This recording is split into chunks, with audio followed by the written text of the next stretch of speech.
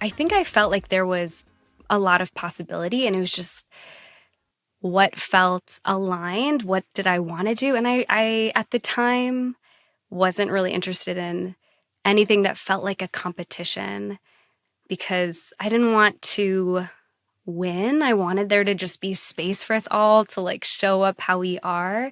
And even though those were incredible opportunities, it didn't fit what felt important and true to me. Hello, and welcome to Working Your Way, the podcast dedicated to exploring the journey of authenticity in the workplace and discovering how to navigate it your way. I'm your host, Sandhya Sudhakar, and today I'm excited to have Katie Norregaard on the show. Katie's an Asian American songwriter, performer, and media maker. She creates content for children online under the artist name of Miss Katie Sings, where she helps children develop self-love and emotional awareness through her music. In this episode, we dive into Katie's unique career path, from teaching music to children to creating her own online platform that's inspired many families across the globe. Katie shares her journey of staying grounded in authenticity, creating mindful music for kids, and resisting the pressures of what the industry told her children's entertainment should look like. We'll also explore how Katie navigated this important year in her career as she launched her first studio album. And we'll talk about how her personal practices of reflection and intentionality keep her centered and aligned with her mission. I can't wait to share this conversation with you. Let's get into it. Okay, welcome, Katie. It's exciting to have you on Working Your Way. Thanks for being here. Thank you so much for having me. I'm so excited to be here. I love everything that I'm seeing that is going on in your work world, in your musical career right now. Just for everybody to catch everybody up, your album released in late August. So how have things been? Yeah, it's been a whirlwind. I feel so excited about everything that's happening, and I'm trying to really stay present, which has been tricky, but my album came out end of August. It's called Just the Way You Are, and it's a celebration of all of us and all of our complexities. And yeah, it's really meant to help children build this foundation of self-love and tuning into their body, tuning into what they think and knowing that their feelings matter. And it's been just a great practice for me too, in hearing these songs and singing them to center back to what's important. And that's so much of I feel like what this podcast is about too, which is exciting. Yeah. So it's been good. Yeah. And I released the album, and then I did a big show in Chicago for it, and then went to LA and filmed 2 music videos and did a show there and came back. Yeah, so it's been a lot. Yeah, I love that you connected your work back to this podcast, because I do think it's one of those things that, like, as a child, I learned a lot of stuff, right? I learned so much stuff in school and math and history and all these things. And yet, like, the 2 things I feel like we really need to learn as kids are, like, how to manage our money and do our taxes, and how to, like, understand what is going on in our bodies with our emotions and communicate what we need. And like that latter one is what this podcast is all about. I don't really talk about taxes, but you know, it's like these really, critical life skills, the most critical life skills.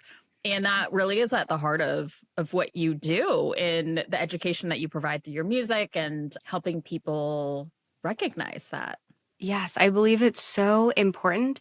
And we're in a society that really tells us kind of the opposite. It's like, look outside for approval, look outside and change who you are to be loved. And there's so much of that focus in general. So it feels like an uphill climb sometimes to even get to a place where we listen to ourselves and we know how to tune in and take ourselves seriously, in that, like, we're actually caring about what's happening internally. So such an important thing to, share with children from a young age and continue to cultivate.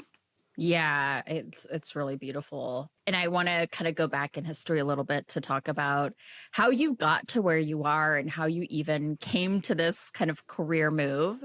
But before we get into that, I'm really curious, do you have any like reflections on kind of this last month since your album's come out and doing launch parties and, marketing for the work that you do. And how have you noticed what's going on for you? How have you made sure that as you're navigating this launch period, like you're able to kind of stay true to who you are? That's a great question.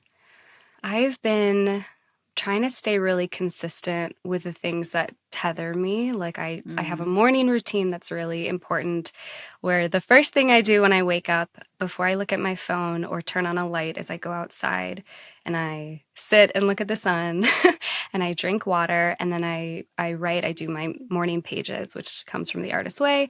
So I write 3 pages and I just let everything kind of come through. And that has been so helpful for me because the tendency, especially in a really busy period, is to jump on the phone or jump on email and see what is coming at me and what I need to respond to.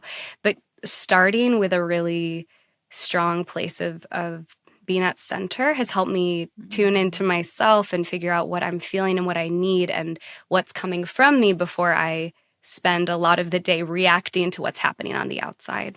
Oh my gosh, that's really amazing advice. And I just based on what I know about, dopamine and screens and all of these things, Yes. right? First, like setting your circadian rhythm with the sun, right, is like just good for our energy and good for our bodies and all of those things. And I actually was just talking to a guest about morning pages recently about the idea of like, what is inside of me first? Like, how do I get my stuff out before I put a lot of stuff in? And so, like, you basically just articulated that so beautifully. And it's a big part of what you do.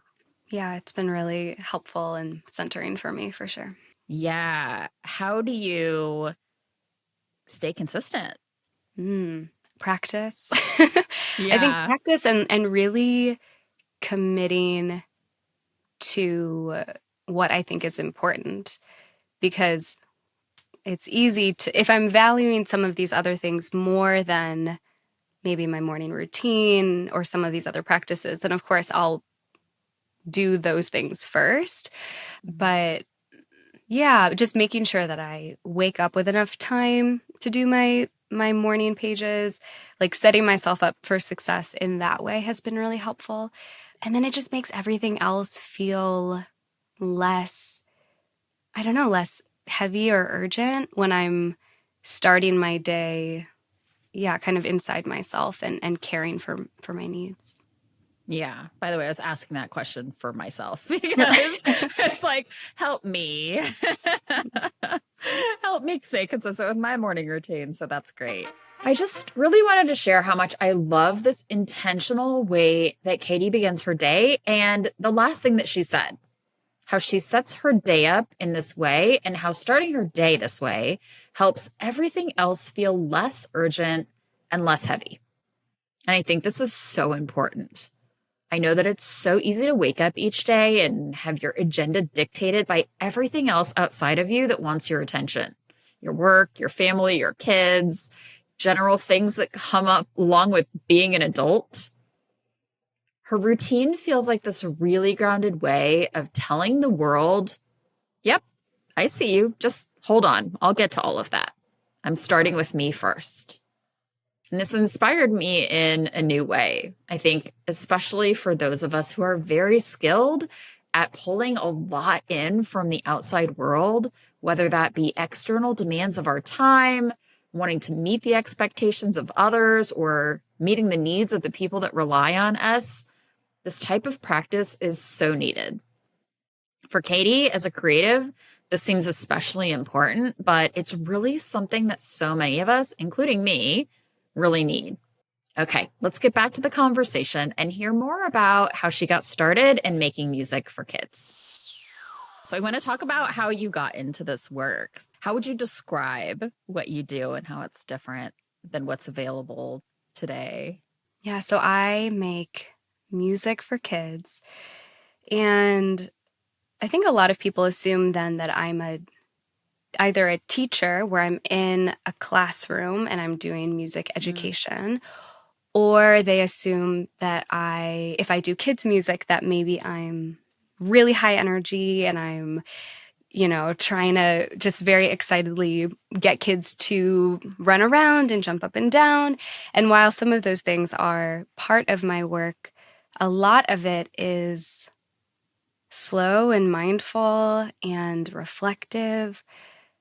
I think part of what has been a really important part of my work is respecting children.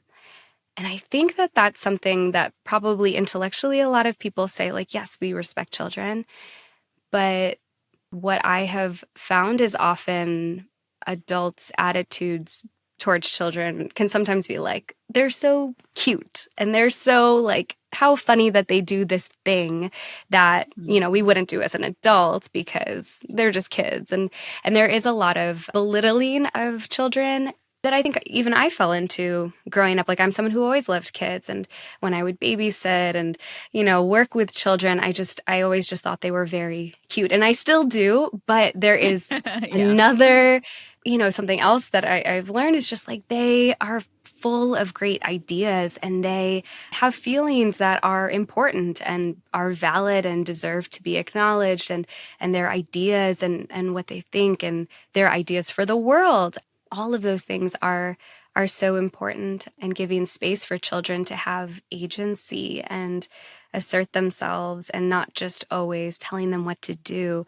That posture in general and that perspective I bring into my work, and I want children to feel like I take them seriously and that I'm listening to them. And I learned a lot of that also from Mr. Rogers. I don't feel like he looked down on kids. I felt like he really valued them and respected them and wanted to connect with them in that way. Yeah. And I will say, like, I don't have children. However, I have a lot of very, very good friends with little people right now, and two careers in the household and lots of activities and, demanding careers and all of these things. And I think there's the respect piece of it that you mentioned. And then there's the, like, to me, what came up when you were talking was like, sometimes it's not convenient to fully respect kids and their emotions and what's going on in their inner world because there's not enough time for it, or like we have to get out the door, or it's bedtime. I just got home and so I want to have a, fun time with you, or, all these things that, like, I think are just the reality of parenting today in a dual career household that, like, I constantly am saying, like, we just need to slow the pace of life down, and it seems kind of impossible to do, but it's like the best thing that we can do for ourselves and for our kids. And how do we do that? Of course I don't have all the answers, but it's a piece of this, like, respect and making the time, and even when it's not convenient. Yeah. And I think sometimes too, because it is hard, and I'm not a parent. It's hard, and I think there is one end of the spectrum that can be like, so therefore I'm not going to really listen to anything that this child is saying, and I'm just going to only have my way. And then there's another, there's kind of the other end, or maybe some place in between that's a little bit more of like, I hear that you want this. I hear that you're feeling this way, and that's really hard. Or you're really, I don't know, you're really sad, or you're really upset that this happened. And just like having space to acknowledge how the person is feeling, even if you're not able to do whatever it is that they're asking. Or I mean, I think about that with adults, like the way that I try to respect adults. I might not always have the capacity to do everything that the other person, wants us to do, or go on a trip or whatever it might be, but I don't need to dismiss them. I can even just acknowledge, like, that does sound really fun and I see why you're excited, and right now that's not something I can do. What's another way that you can have, fun even without me? So maybe applying some of those things even in how we think about kids.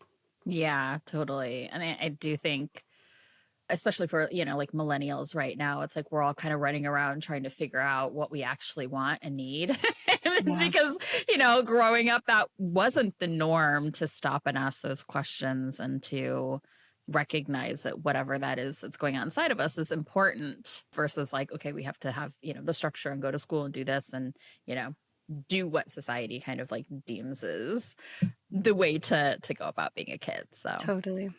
yeah. So let's go back in your career story. How did you start your career? What were you doing and how has it evolved? Really, this iteration of it, doing Miss Katie Sings, which is the name of my channel and all of my work and my artist name, I started that March 15th, 2020, the first day we went into lockdown here in Chicago. And prior to that, I had been teaching music classes, running music exploration family classes at the Old Town School of Folk Music. And it was so wonderful to be able to be in that space and connect with families and share songs.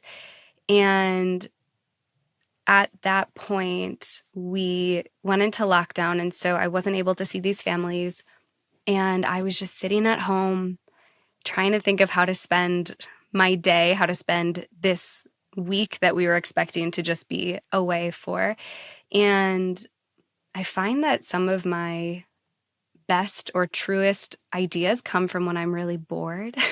And so I was just sitting at home and I thought, maybe I'll make a 20-minute video of me just sitting on the floor, playing the guitar, singing songs for kids, and I can share it with the families that have been doing my classes. Prior to this, I had been doing some music, but not for children. I was doing singer-songwriter work and playing in coffee shops and restaurants and venues. And so I had a YouTube channel at the time, which was me singing my very deeply feeling indie folk songs.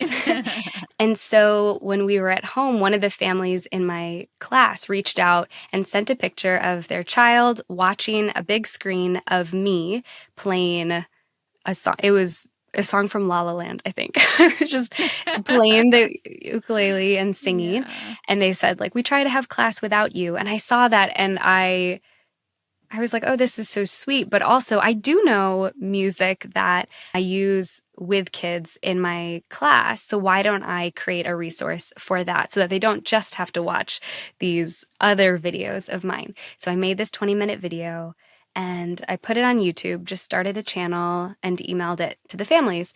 And somehow they shared it with others and people found it on YouTube as they were, frantically searching for something to share with their kids while being at home. And it just started, getting more and more popular and people asked me to make more. And so then I made more and I was so surprised at how many people connected with it because that video in particular, there are no cuts. It is just 20 minutes of me sitting doing songs. And what I had always been told from, seeing a lot of popular mainstream children's media is you need to be high energy. You need to be really bright and colorful and have, maybe be a cartoon or some of these other things that I was absolutely not doing. And yet there were all these families and kids who were watching me play music on the floor for 20 minutes. And that is that's how Miss Katie Sings was born.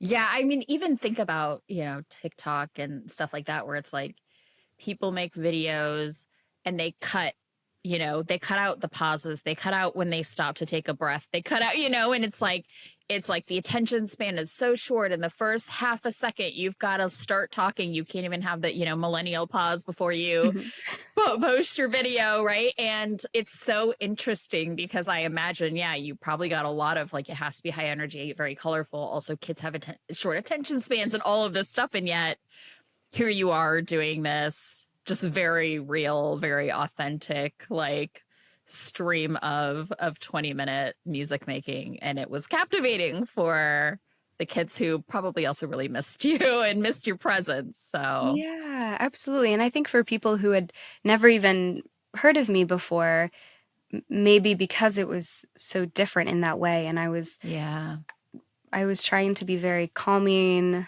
and sturdy And Mm. I think people were able to sense that and felt like, oh, here's a real person who is performing and doing music. And I think that also helped some of the adults who maybe were more hesitant about doing any screen time for their young children to be like, well, at least this is, I feel like this is a person and she's not Mm. doing too much, even visually. Like it feels like we're watching someone play music and invite us into the space of doing music together. And that was how a lot of people connected with my work, is it just felt so simple, but in a way that was helpful. I love how this all happened so organically. Out of boredom, Katie created a video because she knew some of her students were watching her videos anyway. And it was something that people appreciated so much. And from there, it just grew. I hear this story and it makes me reflect on my own story as well.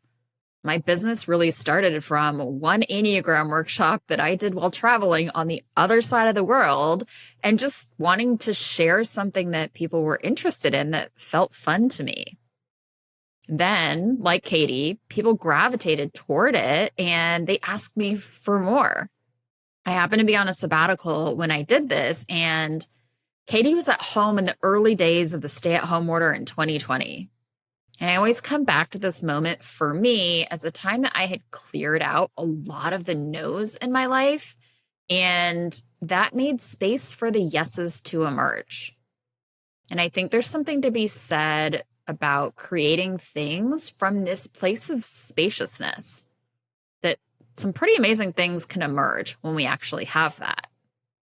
And I'd encourage us all to think about how we can create a little more of this in our normal weeks and months. How can you create some space to let something emerge from within you? As we get back to the conversation, Katie shares more about her career and how she navigated the music industry in a way that's true to her, including where she said some very important no's.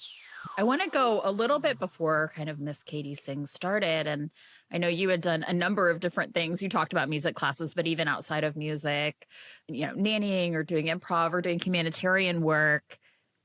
Was there something during that time where you felt like, oh, this is my thing? Or were you doing a lot of things and kind of trying things out? Like, what was your life like in your early adulthood? I've always loved music. I've always loved music, and I am very much self and community taught. Like I never studied it like academically. I didn't go Mm. to school for it.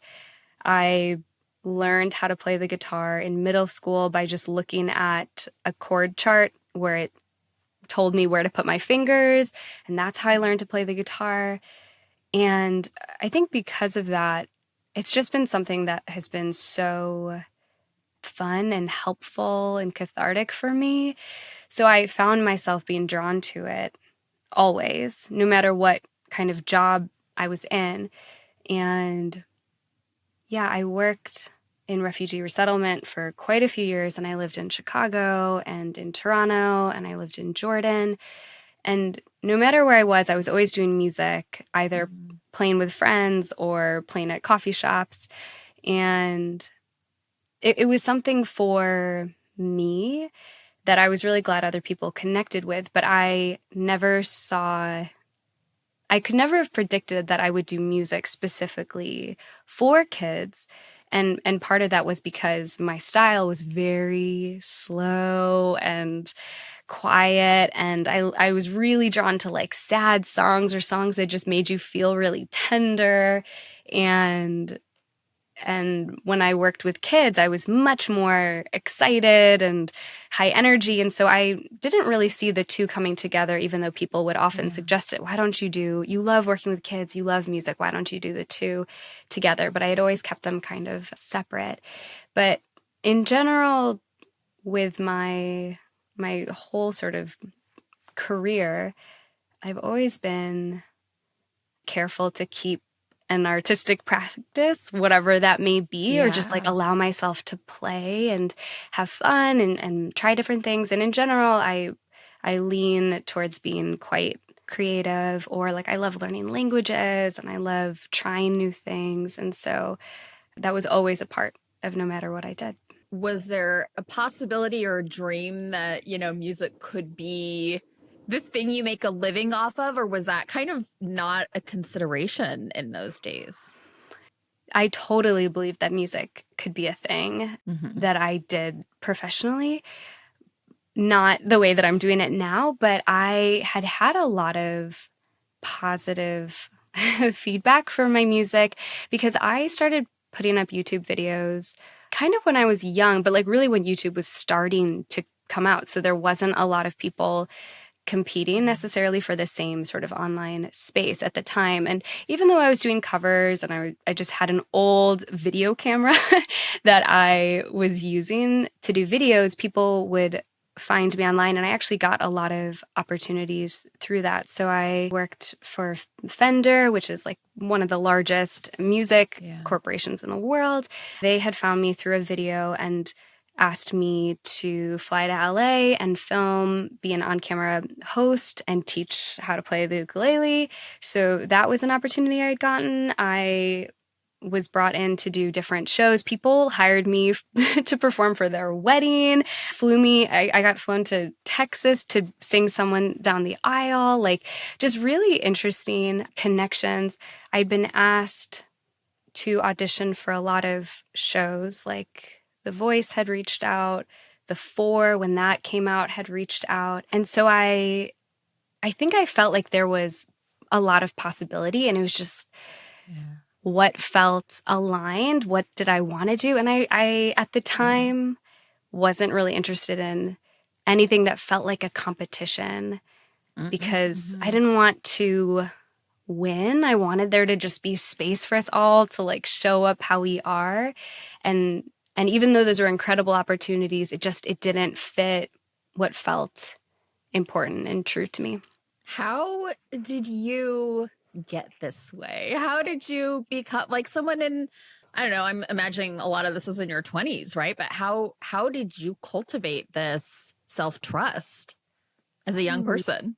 I mean, definitely my parents were super supportive of just me trying different things, which is unusual in many in many ways. But my parents, well, they broke a lot of stereotypes within their own family and in their own spaces. My mom is from Taiwan, my dad is white, and even in their like interracial relationship, there was a ton of pushback and a ton of not having acceptance from either family or other folks. And so I think they were familiar with what it felt like to have pressure in a certain way and to make your life look a certain way. And so they were careful to not put that on me. I remember my dad even saying, like, if you don't want to go to college and instead you want to be in a band, but you were like really committed to doing that, great, we would support you. And I feel so lucky to have had that kind of respect and energy for me and what I wanted. Yeah. And beyond that, I think just I've always been someone who's been really curious about the world and wanted to try things and would put myself out there. And it was always just for like what felt good to me and what felt exciting and fun, and not necessarily where I would, I don't know, where I would win something or where I would get something in return. But it was so much of wanting to feel content and wanting to feel excited and satisfied and all those things. So, yeah, I guess just practicing that over and over again. I think it's really cool. All of these kind of pieces and how they're coming together, how they came together for you, that your parents gave you a lot of agency in what direction you wanted to take in life, right? And so you were able to kind of really see like, okay, how do I want to navigate this? And to think of somebody who wants to have a career in music saying no to some like pretty huge opportunities because it wasn't authentic to you, it wasn't aligned in the way that you would want to show up, like it's pretty remarkable. Thank you. Thank you. Yeah. I appreciate that. Yeah. I did that. That was intended to be a very big compliment to you. So good. And as you then evolved into, Miss Katie Sings, how did authenticity in your style play out? I mean, you mentioned a little bit of like, kind of had these ideas of what kids' music needed to be like, and yet these kids were watching you not doing kids' music, but they were into it, right? And so like as it was coming all together, what was going on inside of you? What was going on outside of you? Yeah, I think it was really helpful that I didn't come into this space wanting to be a kids' music star, because I think if that Yeah. had been my goal, I would have presented really differently based on what I knew of the space or what I had seen represented. But I wanted to just make one video. That was it. Like, I was just going to make a 20-minute video to try to be helpful during the pandemic. And because people responded so well to this very authentic, like not trying so hard to be a different way, but just me showing up with what I had. I mean, I didn't even have instruments I had some instruments at home, but I didn't have even a shaker or a drum, some of the things that we used in our classes. So I made a shaker out of rice and a little jar, and I made my drum out of, once again, a rice box. Rice is like a big theme for me. So I had one of those like big tins or the big, buckets of rice, and I used that for my drum. And so, I mean, even just in looking back at that video, it was totally like, come as you are with whatever you have in your home. And I Yeah. was just using my phone to film things and yeah, and just kind of presenting whatever I could. And because people responded so well to what they felt like they connected to in me and my work, which was already a very authentic representation of it, I felt like, oh, I can keep doing this or showing up in this way.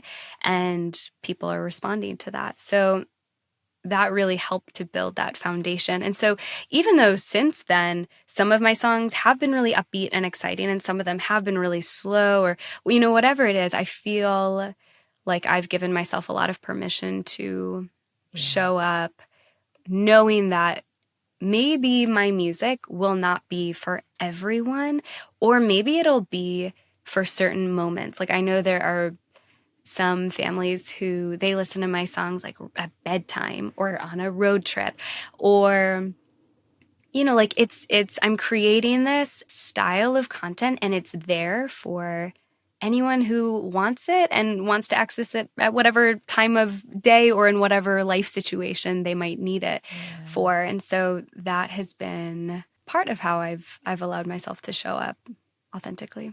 Yeah, I think the idea that you articulated about if you would have said, being a children's music star is my goal, then inherently, to some extent, there's this formula to get there, right? And it's like, this is what it looks like. This is what it sounds like. These are the steps you take. You certainly don't start out your YouTube channel with a rice box as your instrument, right? If you want to make this happen, you do these things in these ways, right? And I think because it was so organic, you were able to just come from a place of like, this is where I am right now. And I'm sure that was like something that was endearing and at a really wild and challenging time in the world, like at the beginning of the pandemic, just to have something that feels really real and connects with people, I imagine was really important. Yeah. Yeah. I'm so glad that people found the work comforting. And I think in many ways, Yeah. my style really worked for that big period of just wanting to be soothed and wanting to feel like there Mm. was a kind of calming figure and someone who was really caring. There were a lot of adults who reached out that felt like they could also connect with me and that they were Yeah. comforted, which was, I mean, it's such an incredible experience to hear that, lots of people are able to find some meaning in it. Yeah. So what were some of those first songs about, and what was your inspiration in creating them? That's a great question because I have definitely evolved a lot in my Miss Katie Sings journey, even while having the same sort of demeanor and perspective. When I first began, I was truly just trying to put out the first video and I wanted something that would be helpful for these families. And so I was doing they were all cover songs. They were all like popular children's music. I did have a Mr. Rogers song, It's You I Like, which is one of my favorite songs, and I still sing it in a lot of my classes and programs. But it was a ton of the, quote unquote staples. Yeah. And once I started to make more videos and people were asking for more, then I began to think about what kind of music I was putting out in the world and what I wanted to say. Because I was growing a platform, there were people who wanted to hear from me and were excited to listen. And I had a real moment of, yeah, stepping back and thinking like, oh, if this is something I'm really invested in more and something that I want to pursue, what is my opportunity and responsibility? And I mean that in for me to show up as myself in a way that feels like what I'm offering the world is life-giving to me and connects with them and can Yeah. support some of the things that I care about. If I have a unique perspective that I want to share and a skill that I am honing. So I began to think about, yeah, messages that I wanted to share, especially with kids' music. We hear these songs over and over and over again because kids tend to listen to the same songs that they Yeah. like. And Yeah. so I was really thinking about what are the messages that are in the song? And not that everything needs to be serious. Like, I think that we need so much joy and so much levity, and there are wonderful songs that promote that. But can we be building in these messages of self love and community care and letting these be almost anthems for young children?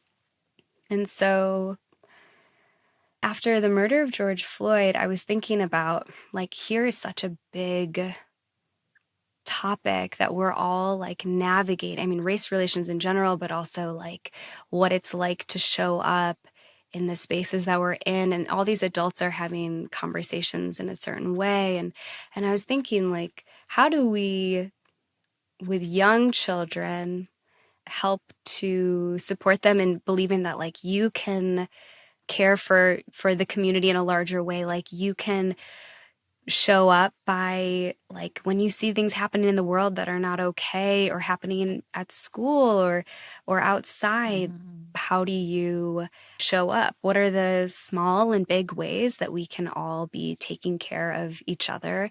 And so that was what I had started to develop some songs around. And then from there, I've written a lot of songs now that span a ton of different themes, but a lot of them focus on social emotional learning and community care and, yeah, just this agency that we can have as people. Yeah. How do you weave? I mean, it sounds like you do. I'm making an assumption here, but like weaving in kind of, I'm going to say science. I don't know if that's the right term, right? But emotional intelligence, like there's, evidence backed practices and ways that social emotional learning, like there are frameworks and things that make it easier and more accessible concepts and ideas for people. And so I'm curious, like, do you weave some of that in? How are you doing research, like bringing that in? What is that whole process like for you? Yeah, I do a lot of research. I try to read as much as I can about child psychology and child development. And I definitely learn from my community as well. And in talking with kids and seeing what is coming up for them and what things they're thinking about and struggling with. So sometimes when I think about myself as an adult and some of the things I'm trying to learn, I whether it is around self-love or self-acceptance, a lot of these things start when we're quite young. And so even if I think about things like activism and um, community care, I recognize that even before then, from a young age, how can we be supporting children to feel confident in their own identity and feeling like their feelings matter and who they are matters, because that's the foundational, that's the first block. And then after that is, once you've grown and developed a little bit of this self-awareness, which happens, of course, very young, then it's looking out and seeing, oh, there is like a diversity of people and beliefs and ways of being, and how do we celebrate that diversity? And it kind of builds up from there. There's a really great book and resource around anti-bias, anti-racist education, and part of the blocks that are represented and shared in that is that first piece of identity, and then the second of celebrating diversity, and then after that is when you start to move into fairness and justice and activism. And so I like to think about these building blocks in developing my work, and it's part of the thought process behind why I did my album the way I did it, because I had written a lot of songs and I was like, what songs go on this first album? And I just decided, why don't I start at the very beginning? Why don't all of these songs be focused on feelings and confidence and growing self-awareness and acceptance, like starting with that and bridging into celebrating others and making space for all of us. And then my next album can then be about being a change maker. Yeah, I think that totally makes sense. It's like starting internally, then how do I relate to others? And then like, what does the collective experience look like? Yes. I want to pause here for a second and really highlight how Katie has built a career in music that ties in so much about what she cares about in the world. She's not just making children's music, she's tying in themes that she's personally passionate about, like self-love and community care, and eventually building a more equitable and just world, which has a clear tie back to so much of what she was doing professionally in refugee resettlement work. And she's doing the research to really understand what kids need as they develop and how they learn, and combining that with her own creativity and spark. This is such a cool example of how in our careers, we can take all of these kind of puzzle pieces of who we are and what we care about and what we enjoy doing, and put them together to create something that's so unique to us. And I have no doubt that that is a big part of what makes her so successful in this. When we can do something that's so true to who we are and how we operate, it opens so many doors and it connects with people in a way that we maybe even couldn't imagine. Okay, let's get back into the conversation and into the fun story of how her album came to be. How did the album come about? Well, I have been working on songs for so long and just putting up videos. So I'd write a song, then I'd film myself singing it and put it on YouTube. And I would have all these families and folks reach out to say, when are you going to actually make an album? Because we love your music, but all we do is just watch videos of you singing the song. And I I think because I had started in a video-based medium and I was kind of growing a following of people who knew me from that, I was really aware that when I put out an album, like I wanted it to be really representative of my work, and I wanted to be really thoughtful about who I brought in. And so in many ways, I put up obstacles for myself and pushed it off to say like, oh, not now. Like I need to really be ready. And I had to finally say, like, this music just needs to be out there in the world. And I don't need to, I guess, self-sabotage, because I think I was doing that a little bit. So there's this really wonderful producer named Lucy Kalantari, and she lives in New York. And I had connected with her over a meal, and she said, what if we do a single together? Let's just do one song. Let me produce your single. And I think it being that manageable was helpful for me too, because it wasn't the whole Yeah. album. It was one song. Like, let's see how this is. Let's see about how we work together. And I can finally have something to share with my audience. And so I flew to New York and recorded that song with her. And I just really enjoyed the process of connecting with her. And it was so different than working alone for so long. I've been working alone for a very long time.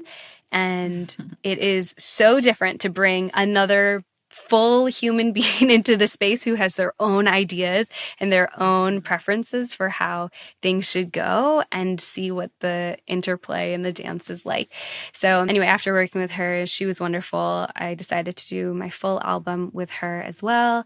So connected with Lucy, and then I signed the album to a label called Platoon, and they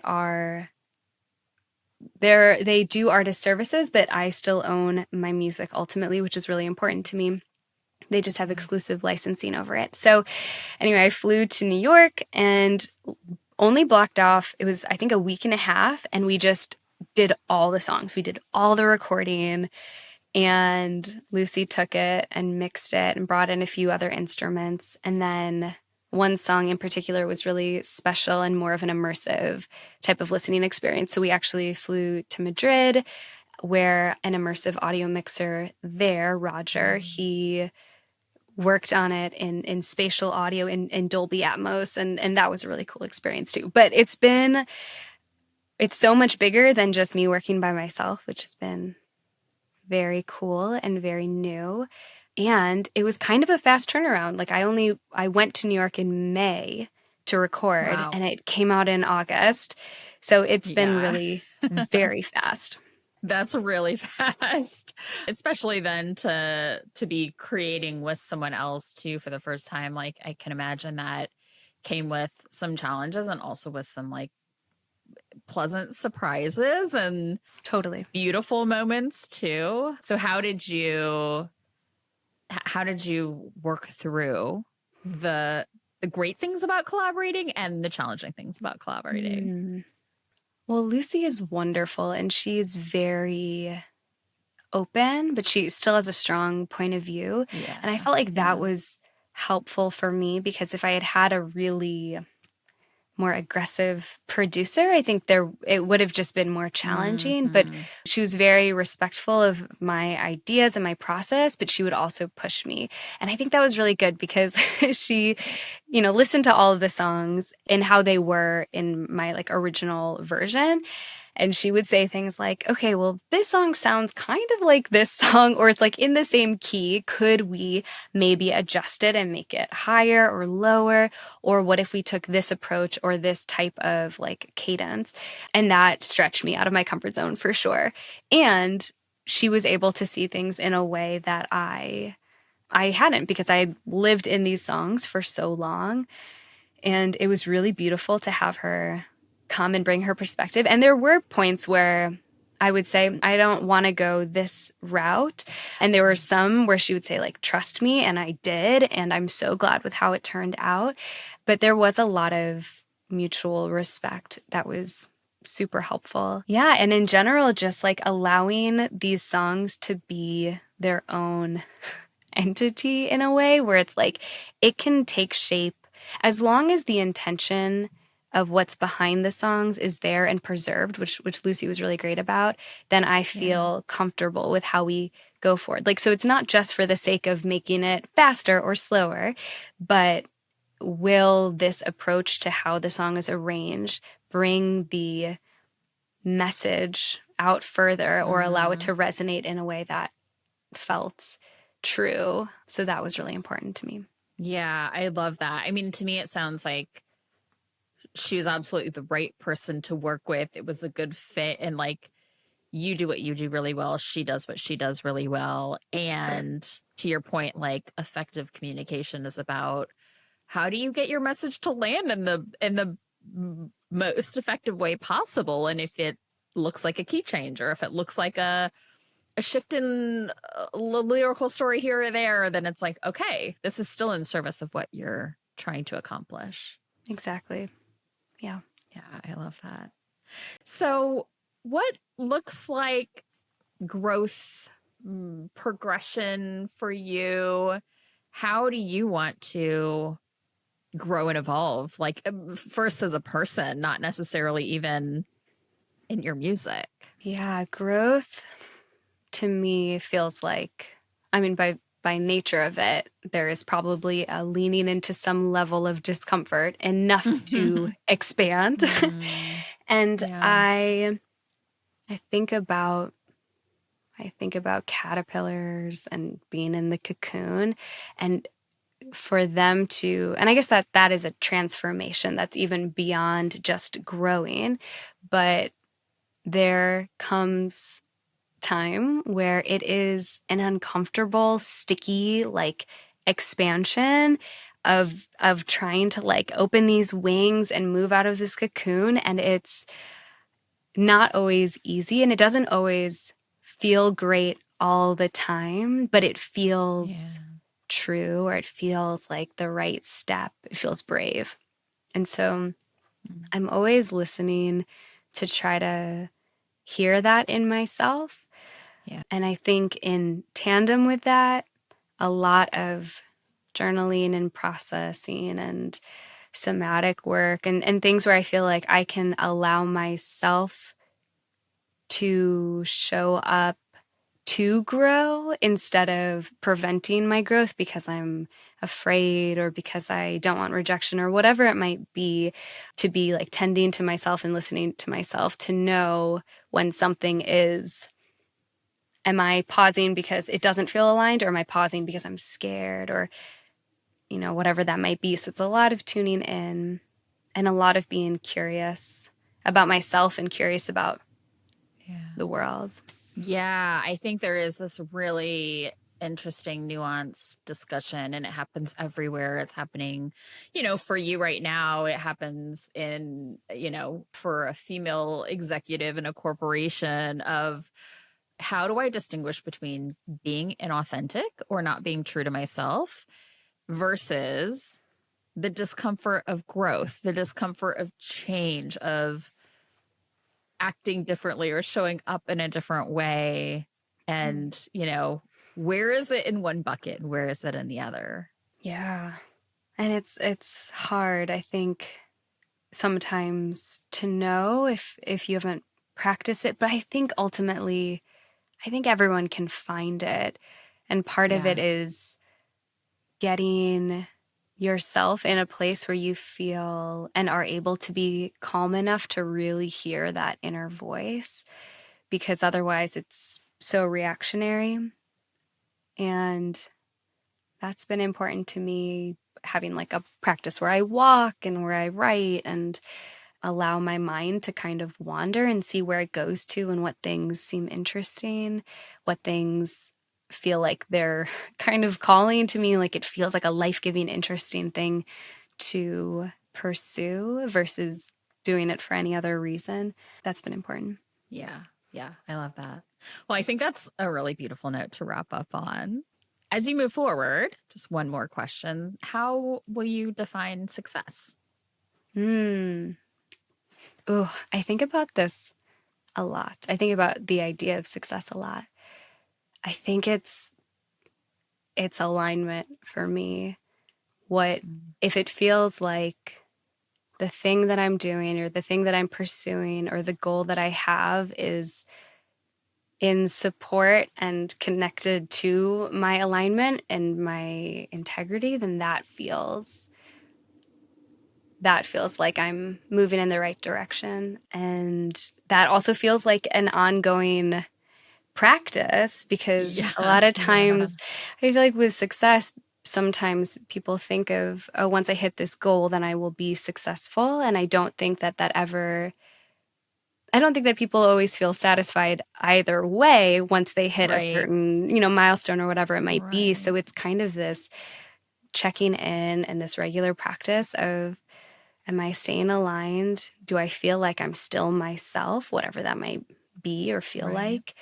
And am I moving towards a growth and an expansion that allows me to be even more of myself or do even more of what feels life-giving for me?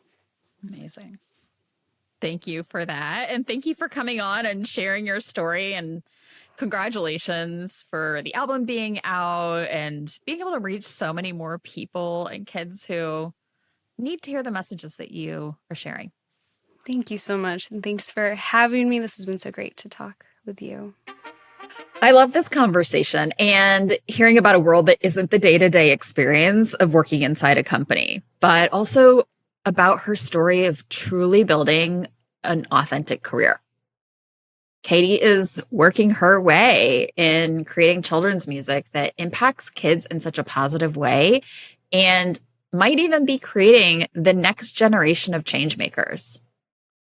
It was really fun to hear the story about how she started this chapter of her career during the pandemic and how she's weaving in all of the things that she cares deeply about into her music. A big part of this episode was talking to Katie about how she stays grounded and what has enabled her to create this amazing career that's so aligned to who she is and how she shows up in the world.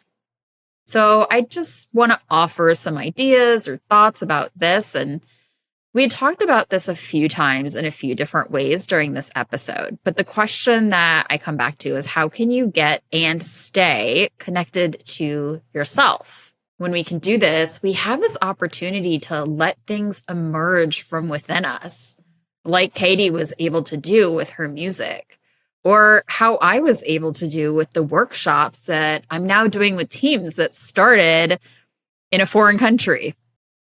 And I think it looks like first clearing out the things that really aren't working for us. What are those big no's that might be happening in our lives? Second, I'd say filtering the messages that come from outside of us. This is something I'm personally working on with social media scrolling.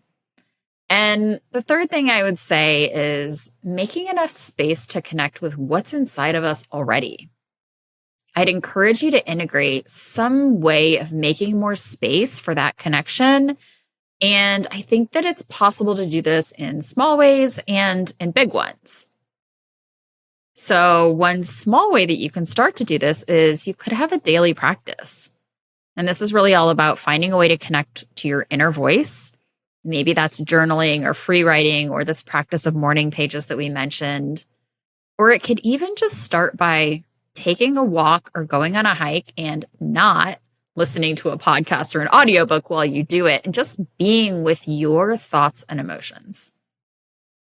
Another way that you can make space is to make it an event, something that you do periodically where you get away from your normal physical space or your normal environment, like a weekend getaway to work on a creative project, or maybe just doing something solo that you haven't done before.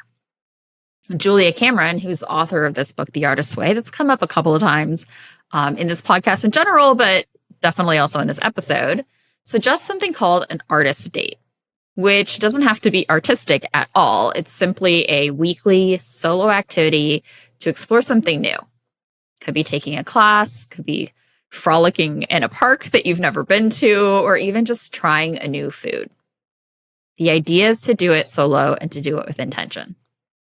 You could also find a lot of space with something that may be like an intention that you have of a big life change or a career pivot by doing something kind of radical, like taking a sabbatical or a career break.